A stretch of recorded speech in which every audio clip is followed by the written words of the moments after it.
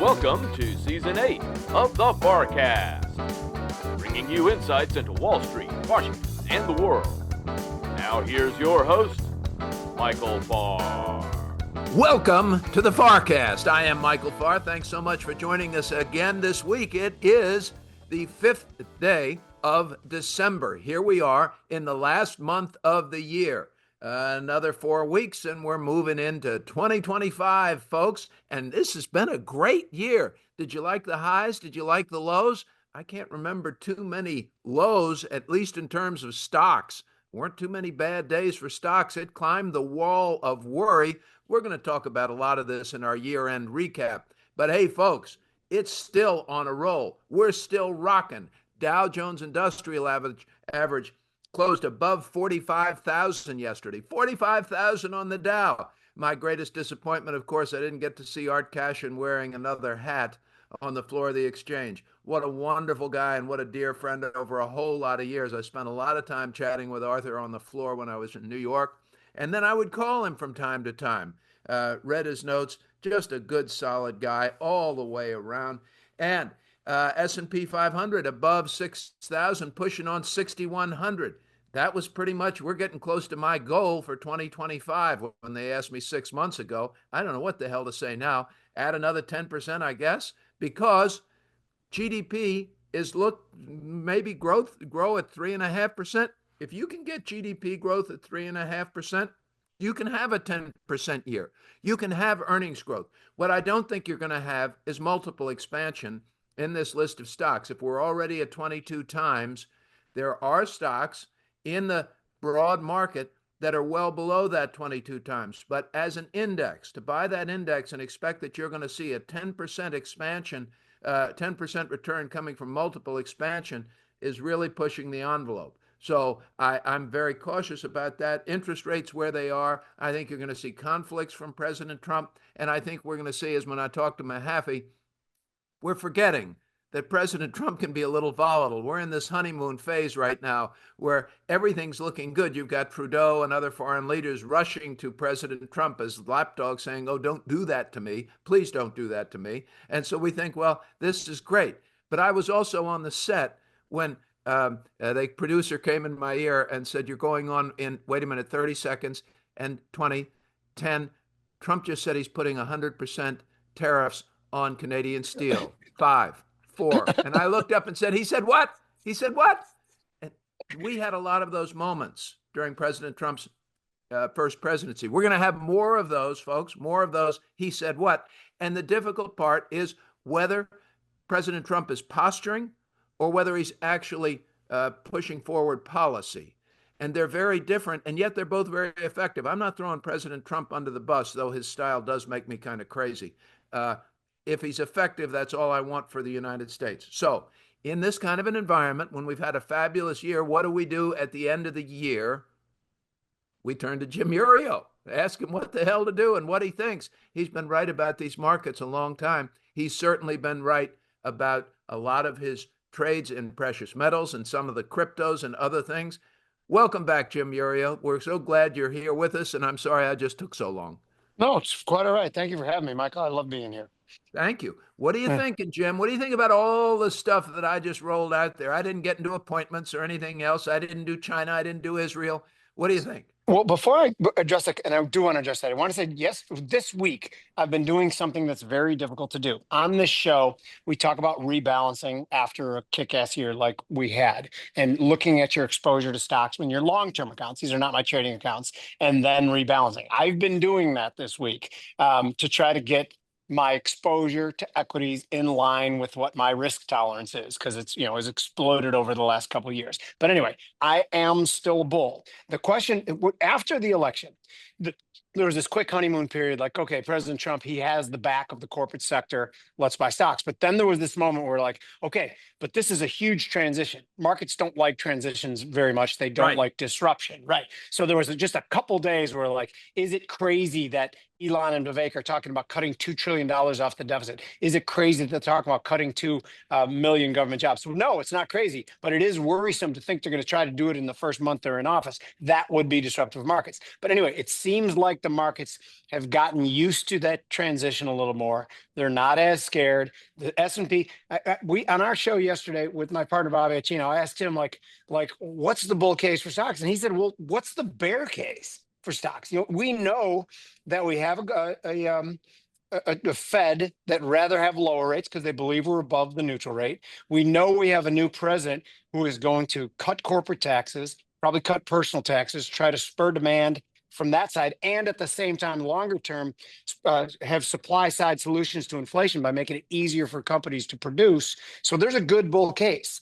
I am not ready to throw in the towel on that bull market yet. I think we go higher, and I think it will give us a signal when it goes lower. But that being said, I do want to underscore the fact that discipline in my retirement and my long-term accounts dictated that I rebalance. So that's what I did. And what you said there too, Jim, that I thought was important was you found when you looked at your risk tolerance, you kind of seen that it had sort of exploded. And I want to be real clear, ladies and gentlemen, he doesn't mean that his risk tolerance has exploded. He means he had so many good positions that got so big that introduced greater risk into his portfolio, which according to his discipline, he is reducing. And the other point he's making is it feels like crap. Okay. He's got all of this stuff that's gone up a lot. And frankly, it's still going up. I did it yesterday in my own account, ladies and gentlemen, my own personal account, and I can't mention which stock. There's been a stock in there that has done so well. I can't believe how well this stock has done since I bought it in May. My son advised me to buy this stock, and it was a speculative stock. I thought, because I didn't understand much about it, the thing is up over 300 more percent. It's amazing. And, you're always tempted, aren't you, when those things are going up and you say, God, look at the money I've made, and it keeps creeping up and it keeps creeping up. Well, maybe I'll sell it tomorrow. It's, hey, Mom, 5 more minutes. I don't want to come inside yet. I know it's getting dark. Hey, Mom, I don't want to get out of the pool yet. Just 5 more minutes, Mom. That's what you feel like. And then once you sell it, and Jim's doing what he's doing and I'm doing what I'm doing, you then sell it. And you know that you're going to have to pay tax on the damn thing, and you watch it continue to creep up after that, and you go, God, this is awful. Yeah. So, and I didn't sell all of it, so I can't do the easier thing, which is just to take the damn thing off my list of tickers. That's always great if you can get rid of the position. But, by the way, I feel the same way on loser stocks. When I finally sell one that I've really lost, I want to take it off my screen. I don't want to look at it anymore. I don't ever want to see that stock again as long as I live. And so these are the emotional things that even professionals fight. That's the message here, folks. Professionals fight it, and we have to listen to our discipline. So, Jim, coming into year end, I'm already out of time. Can't believe it. That's because I've talked too much. Tell me what you would tell Fred and Ethel coming into here, and tell me what you're thinking about 2025. So I think 2025 could be and should be another pretty good year in stocks. I prefer the Russell to the Mag 7. You talked about stretched multiples. I just think there's too much concentration in too few stocks. And a lot of that's from passive investing too. We have to remember that sometimes passive investing can lead us up to these precarious spots where a corrective phase might be due. I'm not saying it is. I've seen no technical indication of that yet, but I prefer commodity stocks and I prefer Russell to the Mag 7 right now. And I'm not selling out of my Mag 7. I'm probably hedging some of it and I still own it. But I think that that's what's going to do. I think like in the commodity world, like a precious like gold might not do great, but silver should do pretty well because it has a lot of connectivity properties too. Copper, because of the electric vehicle thing, might be difficult. I know I'm getting too deep into the woods here. So I'll just say the Russell and commodity stocks. Commodity stocks, go back to this commodity stock. Commodity stocks would also imply that you expect some more inflation in 2025. I do, because I think Donald Trump's demand side solutions, cutting taxes, are quicker to filter into the economy than the supply side solutions that could affect inflation positively. Negatively inflation. But that doesn't happen for about a year. Think about it, oil. If they allow more drilling 12 to 18 months before actual supply comes on the market, most industries are the same. You can't just flip a switch and start producing more stuff. Well, and if you look at the sort of international landscape, the prospects of trade wars and other things could also affect the supply side of that equation. We've seen that happen before. We already have China's backing off on sending us gallium, for instance. Gallium is used in making these gallium arsenide semiconductor chips. You need the damn stuff. And so we've got a bit of a war that's coming back on us, economic war, tit for tat there. That's always kind of irritating for these guys, right? Amen. Yeah. Always kind of irritating. But otherwise, you're looking for a positive year in 2025, more growth.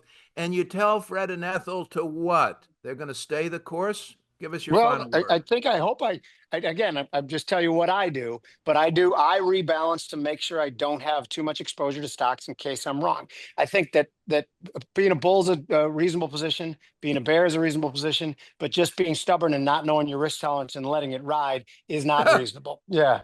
That's okay. One of the greatest lines I've heard out of you, Iuorio. I like that a whole lot. That's awesome. And I also like the idea of, okay, really, what's your bear case? You know what? In our last segment today, I'm going to talk to Dan Mahaffee next about politics, but then we're going to talk to Jack Bouroudjian, and I'm going to ask Bouroudjian. I want to explore that bear case idea because I can always make one. For years and years and years of being on CNBC, they'll call you ahead of time. And listen, ladies and gentlemen, whether they call Iuorio, Bouroudjian, Kenny Polcari, any one of us, they'll say, hey, I need you to be the bear today. Okay, I can be the bear, I promise, as can any one of these guys. You want us on TV for 4 minutes and we can start right now. We don't need any warning. We don't need prep. We don't need a damn thing. We'll give you the bear case and we can give it to you for 4 minutes and we can sound convincing and compelling. And if in the next 20 minutes you need us back on TV with the bull case, we can do that too. Because we have to. We have to measure out both sides. You have to weigh both sides of the argument. And then the real trick is to say, which one do I really think is more compelling? And a lot of the time that comes down to gut. And when you talk to the old guys like us, the four of us I just named anyway, Jim, you've had to make that decision for over 30 years. So has Bouroudjian, so has Polcari, so have I. Once you've made decisions for over 30 years, your gut matters, right? There's when no the doubt. 27-year-old says, my gut isn't telling me that I should do that, who gives a damn what your gut says? You don't have a gut yet. Yes, your gut should find the best party right now. You're 27. We can't do that any longer. Yeah, no, and I agree with you 100%. You have discipline. You look at chart patterns. You look at fundamental stories, and when you do it a long time, you figure out what you want to do. I appreciate that. Yeah. Jim Iuorio is a principal partner at TJM Institutional Services, the voice of the Chicago floor of the exchange for many, many years, and our great friend. Jim, thanks so much. Thank you, Michael. We'll be right back with Dan Mahaffee, and then don't forget, Bouroudjian coming up. Please stay with us.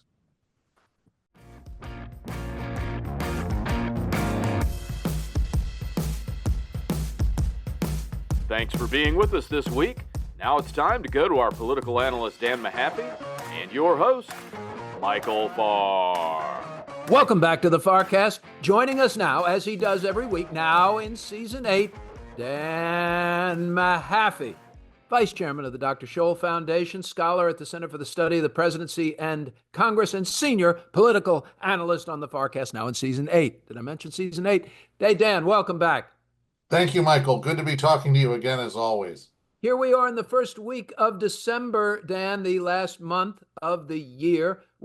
Here we are less than 30 days away from 2025, less than 30 days away, about 20 days away from Christmas, all of that, New Year's, woo-hoo, Happy New Year. So, Dan, lots going on. We've got the appointments here in Washington. We have sort of a truce that still involves fighting and shooting at each other over in the Middle East, which is a different kind of truce, ceasefire where they still fire.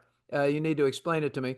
And then I want to talk to you about unrest among young people in China who have lost their jobs or never had jobs and have formed a huge subculture now that really is championing this notion of living in austerity. And I read articles over the weekend where they're able to eat for $80 a month, food bills of $80 a month. So Dan, where you tell me where you want to start. Let's start in DC because Sure. President Trump's appointments seem to be changing.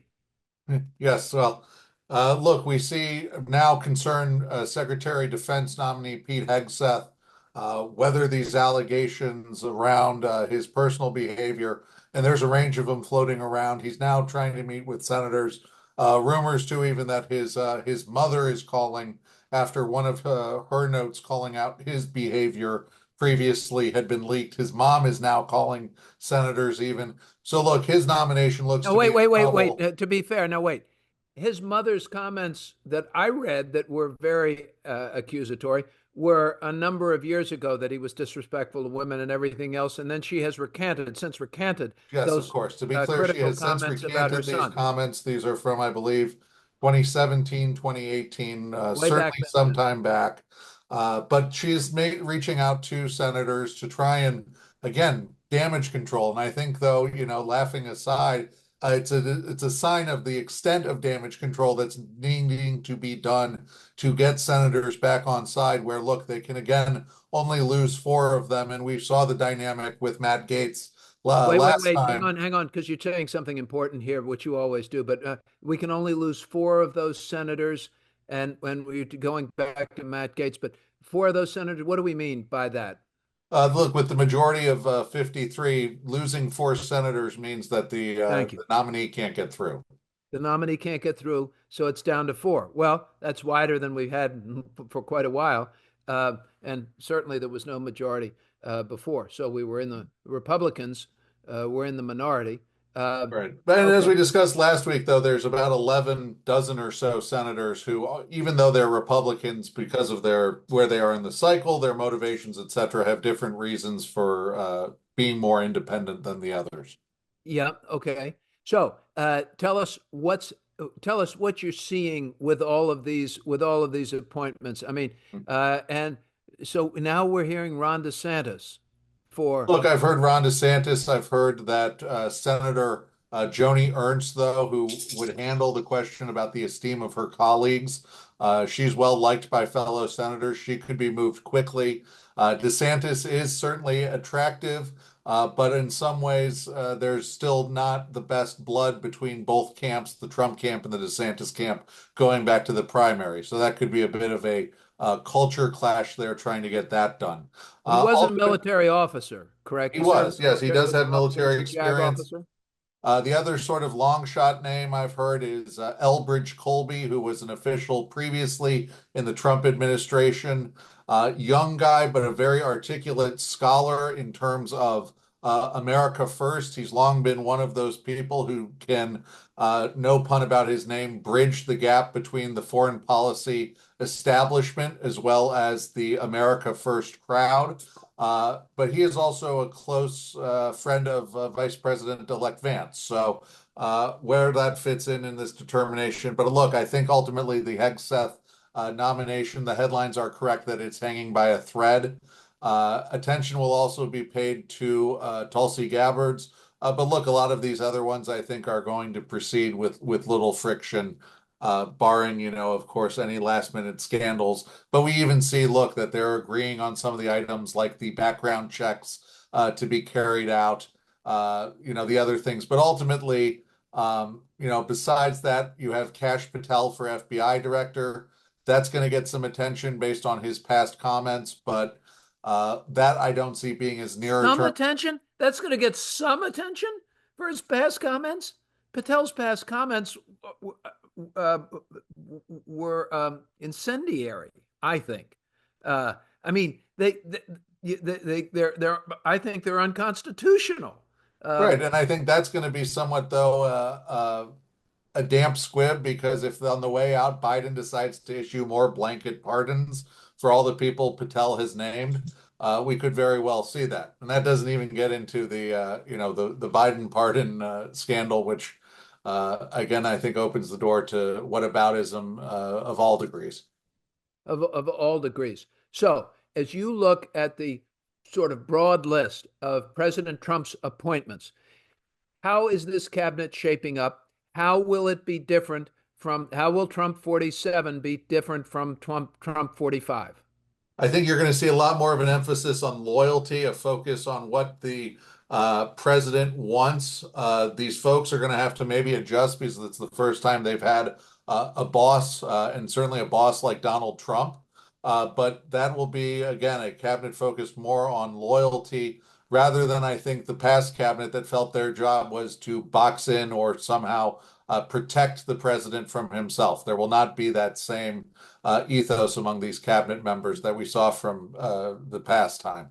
Will there be a lot of loyalty in pursuing the president's agenda? I mean, is this going to be you better get done what President Trump says to get done? Definitely, And yeah, and I otherwise think that's you where will. the cabinet will be fine. I think the friction on the agenda will be Congress, the majority. So much of this beyond trade requires the president to get his plans through Congress, his budget through Congress, and we're already seeing the discussion of that in the conferences, the senators meeting, the representatives meeting for the Republican agenda. But they're limited in what they can get done because, again, the narrow majority in the Senate requires that they use budget reconciliation to make it filibuster proof. So everything has to be in the 25 and 26 budget bills. So you see that being set up. And look, the notional plan, starting with a budget of focused on the border, then following next year with the tax cut agenda. But again, you have to structure that all around budgetary priorities and getting a simple majority in the Senate through reconciliation. And then the math ultimately in the House, until we have these special elections, is they can't afford to lose one vote in the House until these Right. vacant seats get filled. So every House member becomes potentially the new Manchin. Every man a Manchin could be the motto of the Republican Every man caucus a mansion. I in like it. Lots of for these mansions. next few months. Yeah, my father's house, there are many mansions. I think that was a one translation if you want to go back to the old Greek. Anyway, so we're seeing this very close race. I said yesterday on CNBC that I think we are in this honeymoon period of Trump where people are expecting all of these good things to happen and Trudeau is rushing in and the president of Mexico's calling and everything seems to be going pretty well.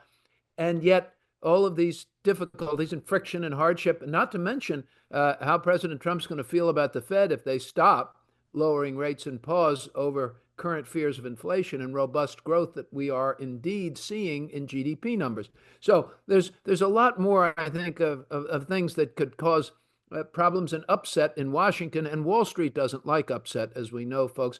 Let's turn quickly out. Give me 30 seconds if you can on the ceasefire that's still firing in the Middle East. Yeah, look, I think to use an expression from those of us who were all cooking last week at Thanksgiving, it's not a ceasefire. The stove hob hasn't been turned off. It's just been put on a simmer for a little Yes. while. So How long that's will how it simmer? ceasefires work in the Middle East. How long does it simmer? I think it continues to simmer on until the Israelis feel that they can move folks back into these northern towns. That's the entire goal of this. But as with mixing metaphors from the hot stove to whack-a-mole, next thing you know, you see in Syria where we have the rebels Yeah. making their gains. Yep. Yep. Yep. Okay. So no dramatic change expected here. I keep expecting the truce to sort of fail and fighting to resume at a higher level. You don't think that's going to happen? I don't think so because neither side can really afford to go back to it right now.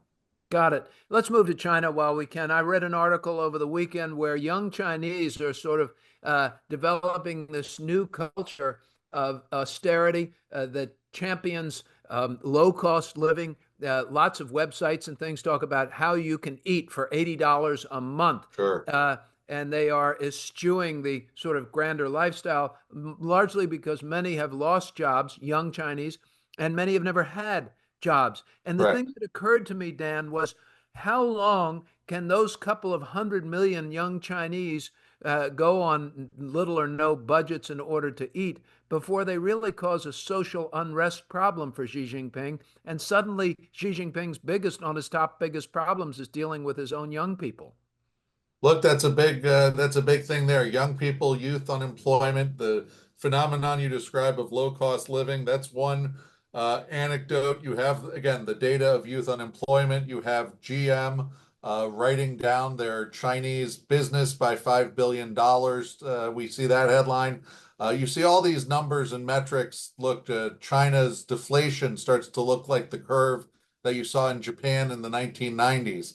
All these things are metrics that show that the economy is slowing there, and young people and their dissatisfaction will grow. It's not just young people, though. You see stabbing attacks, you see vehicle attacks, you see all these other details that I'm show sorry, that you don't there see is those things, unrest. Dan. I'm sorry, I'm going to disagree. You don't see the stabbing attacks. You don't see these other things. I mean, you really have to search to find that's Well, you really have going to, on in because it's China. hidden in their news, but if you do look at what is coming out of there, there is this simmering undercurrent. And as you can rightly be concerned, would Xi turn to war? Would that be the issue? That's what I'm. Yeah. But right now, he's also firing his own military chiefs, submitting them to anti-corruption investigations, questions about whether his military could fight. So, look, I think you see those economic concerns. You see him, firing these military leaders or throwing them in jail. Is that trying to light the fire under a new military to be more ready for war? Look, you have all those sort of signs. Again,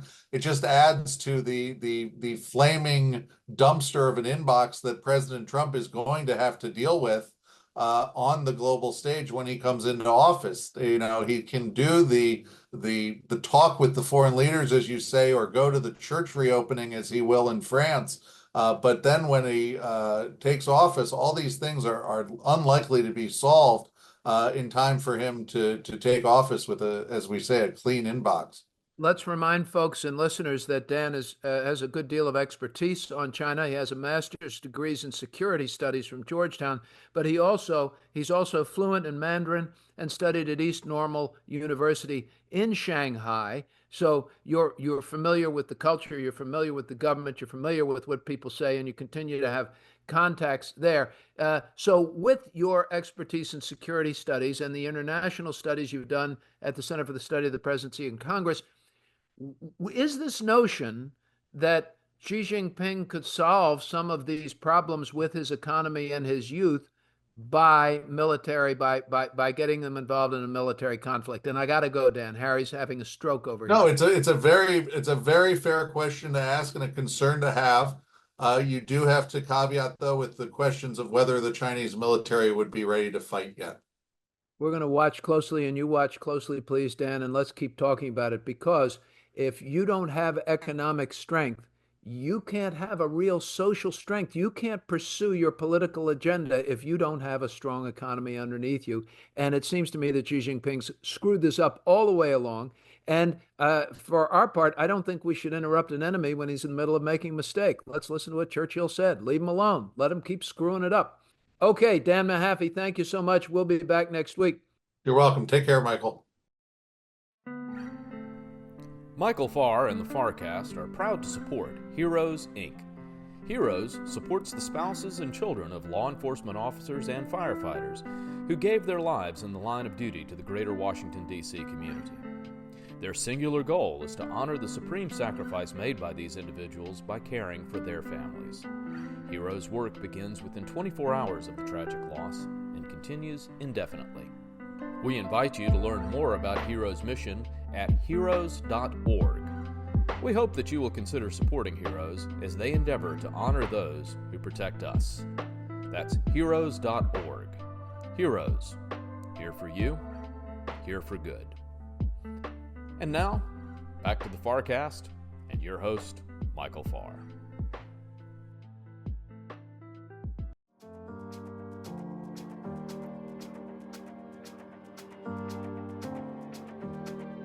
We appreciate you listening into the FarrCast this week. And now to introduce this week's special guest, here's your host, Michael Farr. Welcome back to the FarrCast. I'm Michael Farr. Terrific FarrCast so far this week. I loved Iuorio. Fascinating listening to Mahaffee go through Washington. Dear God, what's going on in Washington? But I've been saying that for 8 years here on the FarrCast. It continues. The players change. The stories continue to be kind of eye-popping, sadly. I prefer government when they're a little bit quieter and in the background rather than the foreground. I don't know what I'm trying to remember because it's been so long since we've seen government in the background. Anyway, as we cover Wall Street, Washington, and the world, one of our great treats and great guests is my friend Jack Bouroudjian. Now, if you want to go back 8 years, Jack was on the FarrCast with us Jack's forecast, particularly these year-end forecasts, his analysis of what's going on in the market and his predictions for the next 12 months have been remarkably accurate and insightful. Remarkably accurate and insightful. Jack and I are the same age. We've been doing this just as long as each other.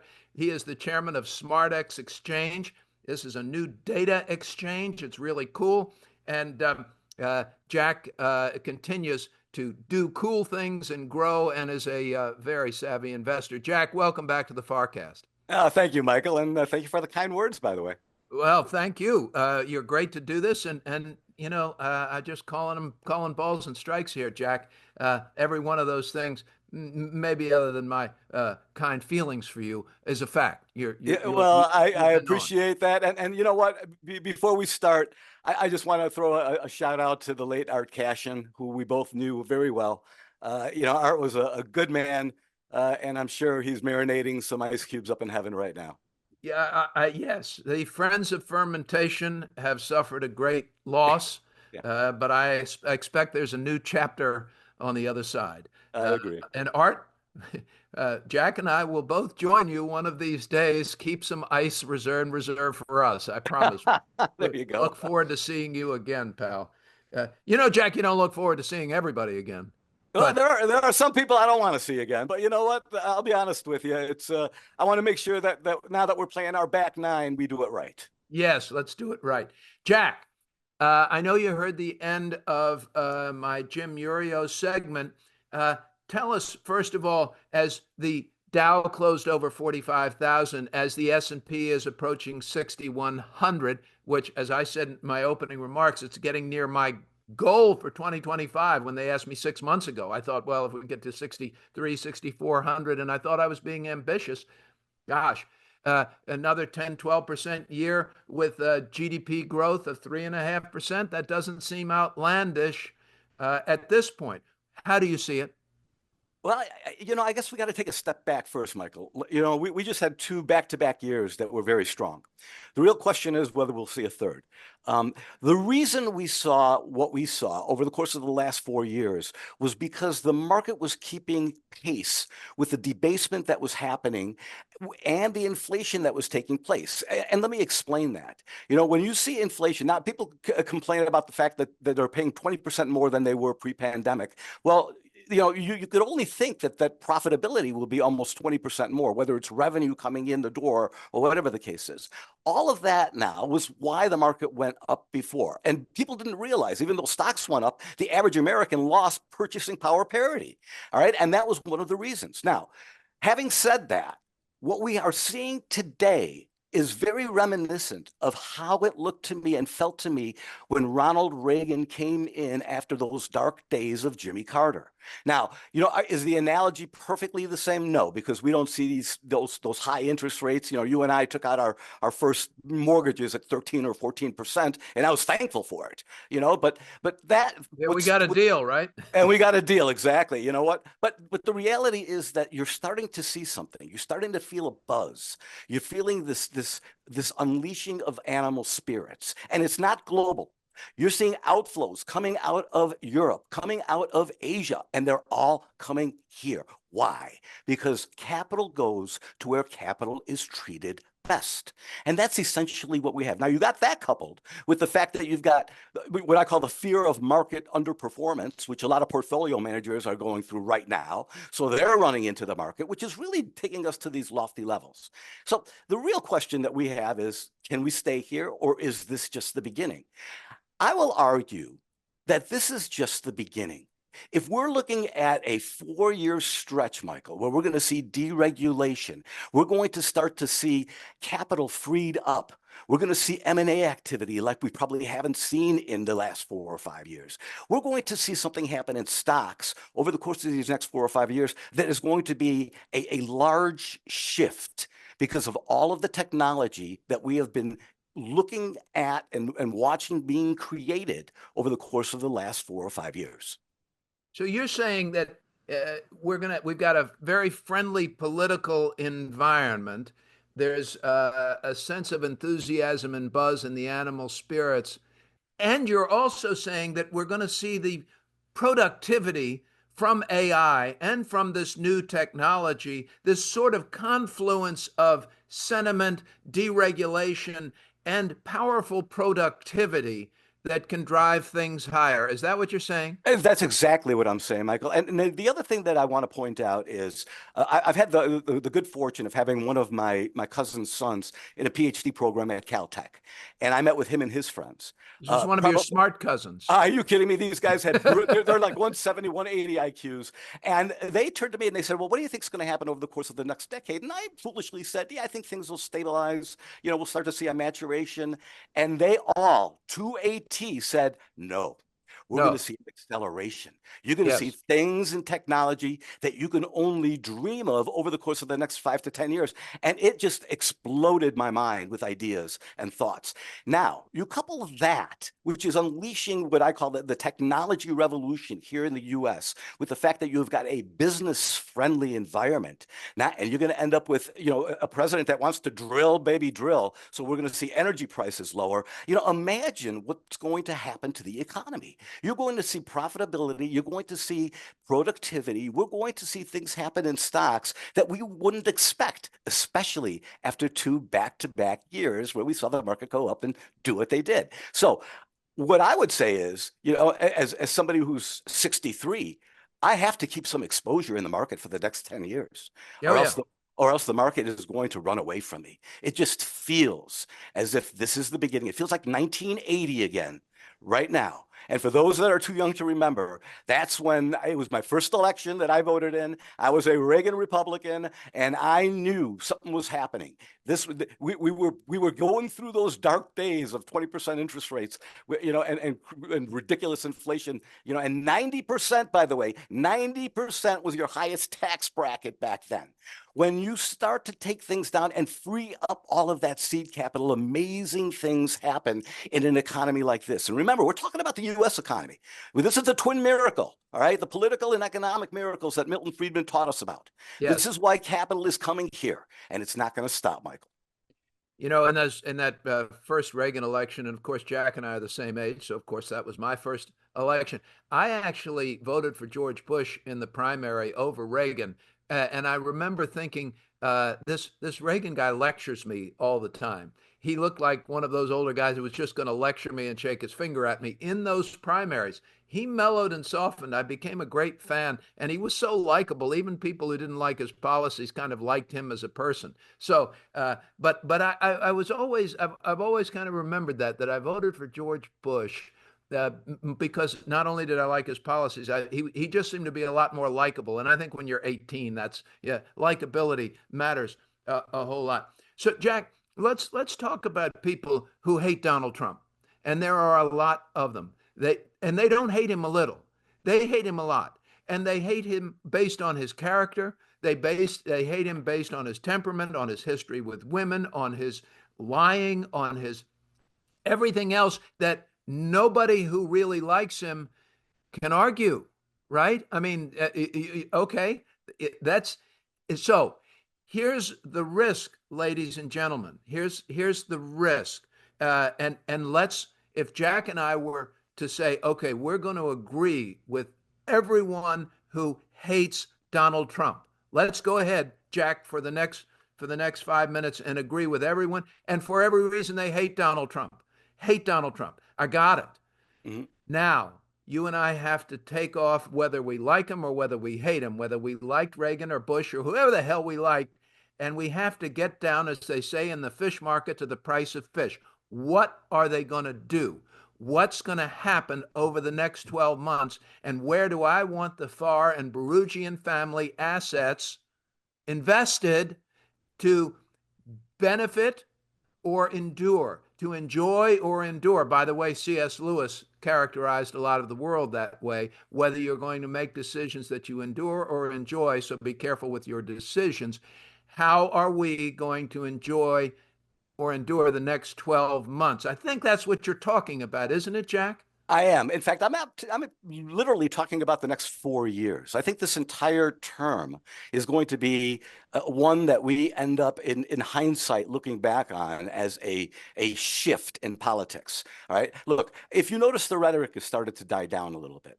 We're starting to see things like the mayor of New York, for example, come out and say he's going to cooperate, with the immigration officials. There are things that are happening within the political. Now, what I say to my liberal daughter, who is exactly what you described, a Trump hater, all right, is don't like the messenger.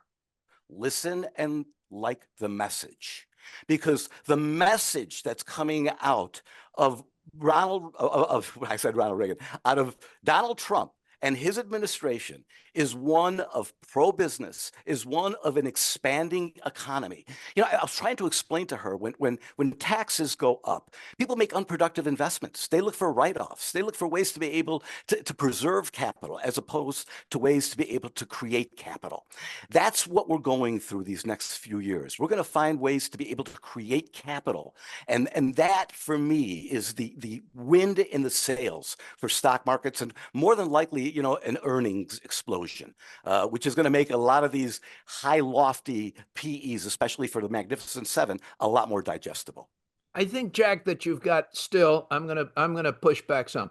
I think there is a bit of a rose-colored glass, early stage honeymoon phase expectation that the first 4 years of my marriage are going to be just dreamy, and we're never going to argue. Let me assure you, anybody who's been through the first 4 years of marriage knows you're going to argue, and there will be some dreamy moments. But a lot of those very dreamy moments happen right out of the gates. We'll see. It won't be perfect, but if you're going to listen to Jack, and I'm going to tell you, you're in some peril if you ignore what Jack Bouroudjian says ever. Never a good idea to ignore what Jack Bouroudjian says. Promise. He's got the record to prove it. But even if everything isn't perfect, even if he's not calling a step by step and every day is going to be sunny, he's giving you an overall picture that you go over those 4 years. He's suggesting we're going to be significantly higher and almost in a transformational way. And listen more deeply. A lot of that's going to be driven by AI and technology and innovation and things that are changing beyond our imaginings, particularly if you're our age. Jack, give me a final word, would you, for Fred and Ethel, who are trying to, as old as we are, trying to figure out, how they're talking to ChatGPT and getting answers like they used to see happen on Star Trek and these other sci-fi movies now we have in our hands. How do we process all of this and keep our retirement funds intact? Well, I think that something that Jim Iuorio said, and you were talking about too, is rebalancing your portfolio. I think that's important. If you're getting too top heavy, and that's why it's important to have a professional, somebody that you can talk to. Look, I wrote a book on trading, and I had people come up to me and say, "Hey, I'm going to start trading now." And I thought to myself, "You're an idiot." You know what I mean? Why? Because I wrote a book. I've read a medical book. Doesn't mean I could be a doctor. You know what Right. but it's important to rebalance. It's important to make sure that you know what you're doing. But it's important to look 5 years down the road. When we're 70 years old, we want to make sure that we have got purchasing power parity. We want to maintain with the market. So that's one thing that we want to do. But we also want to preserve a little bit as we're going higher, because it's well earned over the course of the last 40 years of working. The one thing, and I've been very bullish talking to you here, but the one thing that I will say, if there is a black swan out there, in my mind, it might be crypto. It might be what's happening in Bitcoin. When you start to see parabolic moves, they're usually followed by big moves down. Now, if that happens, there's going to be a lot of dollar volatility there, Michael, which could kind of leak into the other asset classes. So if there is anything out there that I would keep a very sharp eye on, it's what happens in that crypto community and how it bleeds into these other assets. And if it does happen, use that as a buying opportunity, because it will be the dip we're waiting for. One thing that I promised I would do that I didn't do, and I want to make sure I get there, is that bear case scenario that I mentioned at the end of my segment with Iuorio. He said, let's argue the bear case scenario. I think if we look internationally, there are a lot of sources. We look for those in the marketplace, and when we're on TV, we talk about the exogenous event. What does that mean? It means that Bitcoin thing that can go kahooey. Anything that can go kahooey, that all of a sudden we end up with a Well, Oh, Michael, to be honest with you, it's not Kahooey. If you think about it, Bitcoin's had a history of 80 and 90% drawdowns over the course of the history since it's been created.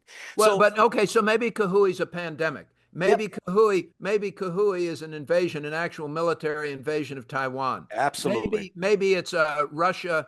There's an assassination in Russia. There's something that happens in the Middle East. There's a nuke that goes off somewhere. One of these things could happen.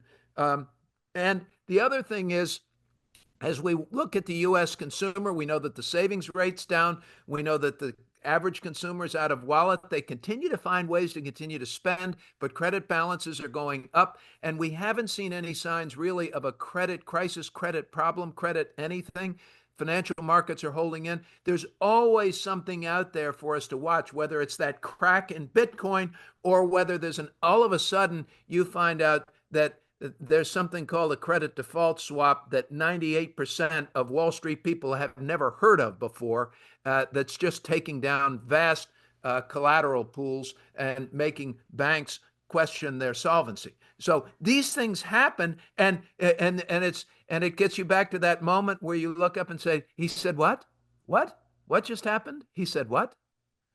Michael, it's funny because you said something earlier today, and I think talking to Jimmy, where you said, they used to tell us in our ear at CNBC, what we need a bull or we need a bear, and sure enough, you know what, I would do that. I would actually literally be on twice a day, sometimes one day, once being a bull and once being a bear, Yes. only because they wanted that. But look, if we're going to be bearish about it, if we want to talk a bear case, all right, you could look at things like the spread between the markets in Europe and the markets here. We're looking at valuations that have been spread and extended to historic levels. Okay. That's one thing you can keep an eye on and be very, very cautious about. The fact that inflation isn't really in the can yet. I mean, we talk about inflation being under control, but it's taken, these last few miles or even last few blocks to get to 2% have been very, very difficult for this Fed. And the real question is, will they get there? Now, if we see oil at $40 a barrel, it could happen. But all of that now, but there are reasons that you can be bearish. All right. Look, if you're a Donald Trump hater, you're convinced in your mind that every policy that comes out of this administration is going to be bad. Doesn't matter what it is. Now, if that's your case, then you know what? You shouldn't be in the markets. You should, put your money into a 401k, put it into a passive investment, just sit it and don't even look at it anymore, because you cannot be banking on disaster. All right. What did Art Cashin once tell us? It's Armageddon is not a trading strategy, and that is really what people are thinking when they start to talk about the Donald Trump syndrome. Armageddon is not a trading strategy. Jack Bouroudjian, however, is, and a great advisor, a great voice of wisdom and experience, and my great friend. Thank you so much, Jack. Thank you, Michael. Ladies and gentlemen, that's it for another FarrCast as we cover Wall Street, Washington, and the world, bringing you experts and insiders like Iuorio, Mahaffee, and Bouroudjian to help us understand things better, to get a different perspective. You don't have to agree with them. You don't have to like them. I like them all a lot, but you don't have to.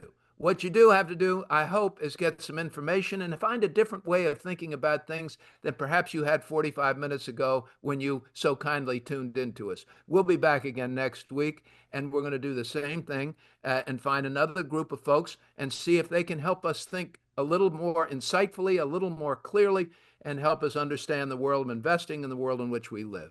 Thank you so much. For my producer, Harry Jennings, and everybody at Hightower and Farr Miller in Washington, we're grateful to you for being listeners. Please share us on your social media.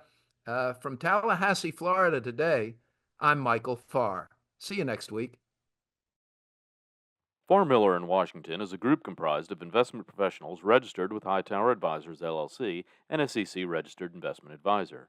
Some investment professionals may also be registered with Hightower Securities, LLC, member FINRA and SIPC. Advisory services are offered through Hightower Advisors, LLC. Securities are offered through Hightower Securities, LLC. All information referenced herein is from sources believed to be reliable. Farr Miller in Washington and Hightower Advisors, LLC have not independently verified the accuracy or completeness of the information contained in this podcast.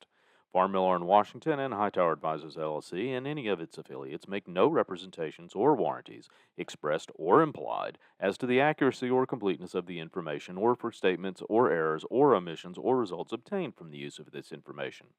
Farr Miller and Washington and Hightower Advisors LLC and any of its affiliates assume no liability for any action made or taken in reliance on or relating in any way to the information. This podcast and the materials contained herein were created for informational purposes only. The opinions expressed are solely those of the authors and do not represent those of Hightower Advisors LLC or any of its affiliates. Farr Miller and Washington and Hightower Advisors LLC or any of its affiliates do not provide tax or legal advice. This material was not intended or written to be used or presented in any way to any entity as tax or legal advice. Clients are urged to consult their tax and or legal advisors for related questions.